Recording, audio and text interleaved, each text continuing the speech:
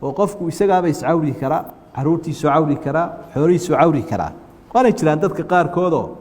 caynta lagu yaqaan waa kuwa fuqahaadu cilmiga ahkaamta ka waramay yiraahdo waxay ku daraan qatligu mubaashara iyo sabab iyo sharti waxyaabo noocaas u yeesha alqatlu bisharti bay ku daraan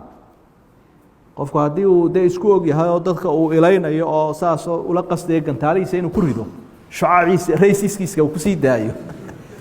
waa laga xidhayaa bay halkaas masaariifta lagu siinaya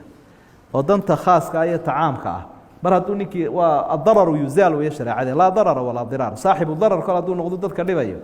meel baa la iska geynayaa noocyan lagu karantiimeeyo dadka qumayada ah oo kuwaas marka halkaas lagu masruufay umada laga xidhayaa waxa dhacday nin baa wuxuu iga waramay magaalooyinkeena barigeena mid kamid ah haba lama magacaabo dadku deewaabay ku qabsana ma laga xawrinay ku oranay ayaa nin sheekha iga waramay waa rin dhacdo jirta qolo meel ku shiraysa ayaa qolo kale is hayeen laba nin oo kamid ahaba nin kamid wuxuu war hebelow waxa lagu yaqaan ninkan inuu xawriyo war qoladeenu isayna waa kuwa geedka ku shirayee bal kale maanta xawri kala isha aad ugu xajibuura bal aad u eeg itusbuur waayahay waarin jirtay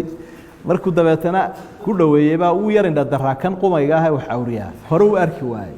maba arkaba hebel baa ku jira maba arko warsawka hebel halka fadhiya uu sharxay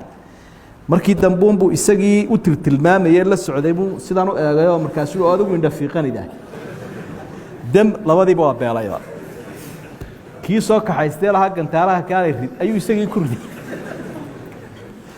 ninkii labadii doodba waa beelay waa arin dhacday bay noqotay